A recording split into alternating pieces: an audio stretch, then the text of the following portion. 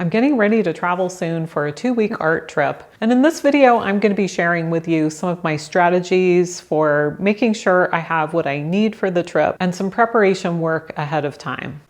There isn't one correct travel kit. The right materials depend on how you paint and how you move through the world.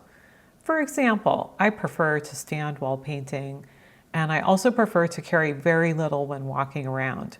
You might be different and rather have a larger pack, such as a backpack, but my setup is always compact and efficient, and sometimes I don't have a kit with me at all. I might just have a very small sketchbook. I love to paint in foreign locations, and I like the mix of culture and excitement of seeing something new. I'm going to make sure I have what I need artistically for the trip. So I do a little bit of strategy and planning, and then pulling together my supplies for what I will pack with me on daily excursions to paint. Supplies for artists are kind of a big deal, especially if you travel halfway across the world to paint, because you don't want to forget anything and there's a tendency to overpack. More pre-planning is usually the best course of action. Before the trip, I have everything out and it looks really chaotic. I want to sort everything that I have and really tailor the specific items to my location. Each trip is a little different, but the strategy is the same for gathering materials, sorting it, packing it up, and double checking the weight in the bags. Now we'll break things down even further to examine the different components that are going to be packed. Try everything out before you go in your own home or local park. This is really important. Be familiar with the materials that you're taking on the art trip. It's not really the time to experiment. If you're unsure about something, try it out before you go. The best solution is to have art supplies that are tried and true and you've worked with before, so that you know how mixes work, your equipment works, and you can set everything up easily. Get your go-to materials that you can set up quickly and have colors that you know mix well and can perform in the field. Now I'll share my watercolor kit with you with a lightweight palette, pre-filled color, and my folding pocket sable brush. This fits into a lightweight backpack that I can sling over my shoulder or pop in a tote bag. And I usually find a bench or a high wall on a bridge or an overhang that I can rest my watercolor kit on and make a quick study.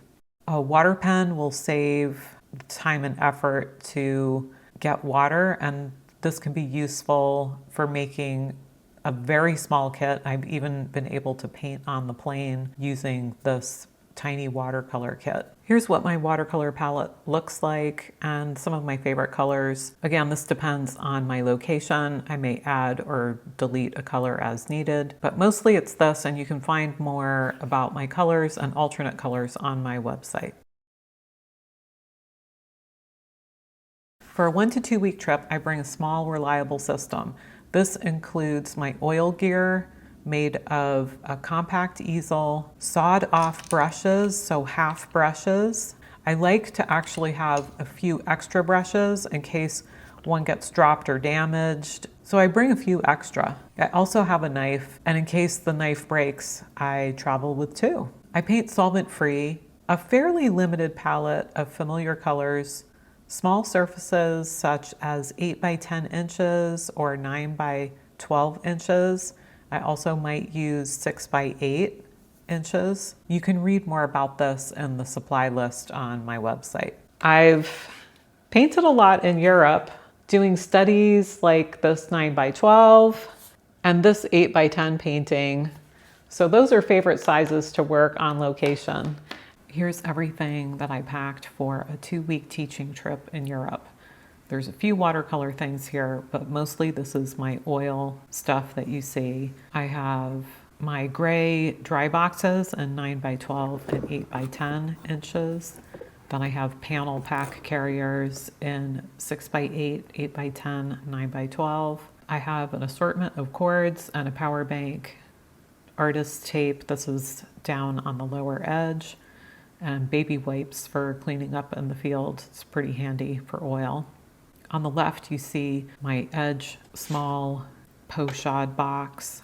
To the right of that is what looks like a mini ladder, and that is a super handy tiny drying rack sold by EZL where you can put semi-dry paintings as they get created. Just have those stack up in your hotel room, and on the return journey I usually put sheets of wax paper in between my panels. You can put that in the dry box or just put that on my luggage to go home. Moving up from there, you see my tripod. Here's my favorite tripod, which is a slick tripod, and I put on a custom ball head and an umbrella in the case, plus my hat. And I do bring American paper towels, extra plastic bags, extra Ziploc bags. My panels that I've brought are in the center area wrapped in cellophane. I do have a Gray Matters paper palette. I didn't end up using this, but since I was teaching the workshop, I thought that was important to have.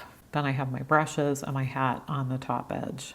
Oil paint takes a while to dry, and a lot of people ask questions about, well, how do you get this stuff home once it's been created on the trip? So here's my packing strategy for that. On the way over, I pack all of my paint tubes into my dry panel box carrier. The box carrier then carries the wet paintings on the trip home. I also used sheets of wax paper in between the layers of semi-dry paintings. Hopefully the paintings that I create in the beginning of the trip are fully dry. For painting on location, you really need good shoes. Have at least 2 pairs so you could switch back and forth, especially if you're somebody who likes to stand to paint. I like to dress in layers that I can peel on or off as necessary. Long sleeves and long pants in natural fibers breathe well and are a good protection from bugs and require less sunscreen. Hey, don't forget a hat. Hats are really important for shading the eyes and seeing accurate color. An art umbrella that attaches to your easel or a nightlight are kind of specialty equipment you may or may not need depending on your location. This is really important to get familiar with your equipment and make sure everything works just like you want it to. Now let's talk about visually preparing for what I might see. I'll look at images on the computer, plus explore artists that I like to see how they handled painting certain locations. Then I might try practicing a few things, maybe make a master copy. It's a good way to warm up for a trip and get visually excited. Plus it helps you target specific areas where you might want to paint by looking at things ahead of time. Airlines have regulations on what you can take with you in the cabin and what you can check for hold baggage. Do check before your trip to see if any regulations have changed, but in general, you want to have anything wet, sharp, or heavy in checked baggage. And my watercolor kit I usually have in my carry-on, especially going over for the journey. Do note that no solvent is allowed. This includes mineral spirits and any type of solvent.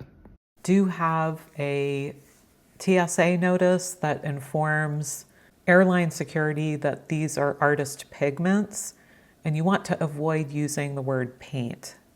During the journey home on the airplane, I used this time to reflect on my experiences that I saw and jot down some ideas from the trip without looking at my photos.